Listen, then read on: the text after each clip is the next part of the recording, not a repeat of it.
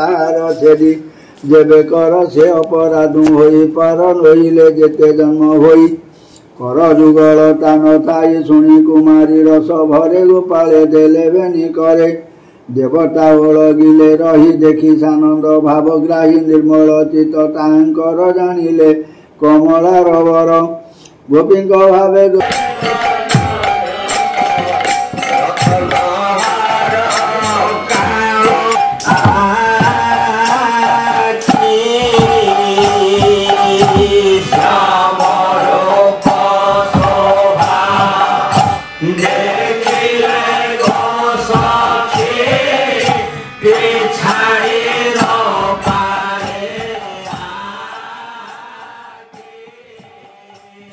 जड़े पंडित भागवत पाठ करुथिबा बेले संकीर्तन मंडली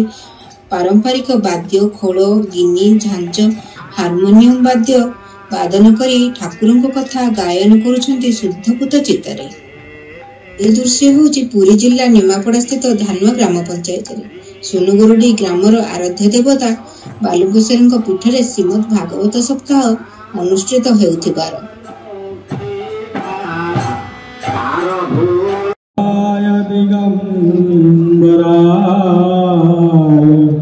तस्मै नकाराय नमः शिवाय बोले शंकर भगवान की दिगंबराय तस्मै नकाराय नमः विधाने कृष्ण को करी मने कृष्ण को चाहि न पारती लाजे रहिले मथापति जानिले प्रभु नारायण गोपी की बोलती वचन हसी बोलती जनार्दन मुई जानिली तुम्ब मन जहा मागिल दिय पूजी से कथा अछई मो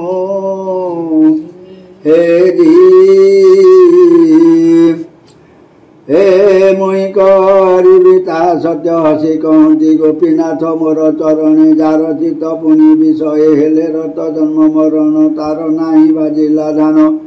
प्राय होई ये वृंदावने रात्रे थाई तुम्भंकु रमी बही मुहि संकल्प कल व्रत करी हसी बोलती नर हरि श्री सुखवाच पंडा हला रासुबारी पंडा मगर सुनुरडी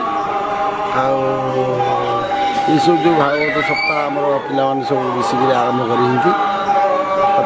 ये जो नाम प्रथम दिन अधिवास हुए पानी तला हुए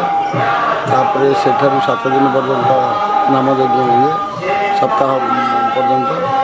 आज नाम संपूर्ण है संकीर्तन फकीर्तन कर उद्देश्य कौन उद्देश्य है नाम टी कान बाजू समस्त भगवत प्रेमी समस्त हमार मुख्य उद्देश्य तो सुख शांति रे नाम तो कान बाजिले सब प्रकार सुख आसीज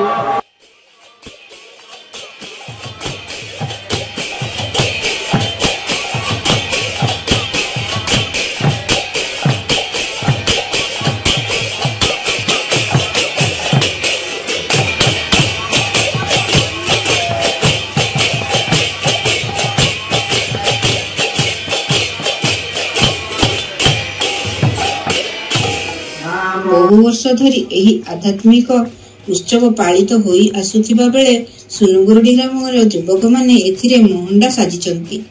समग्र विश्व रे सुख शांतिर वातावरण खेलिबा एहार लक्ष्य बोली ग्रामवासी माने मत व्यक्त करिसंती।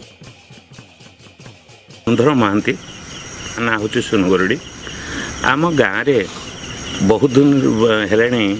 एठी भगवत सप्ताह नहीं सदाबले सब वर्ष ये पालन कर वर्ष भी बड़ धूमधाम सहित होता समस्त सहयोग ये भगवत सप्ताह 8 दिन धरी काम चली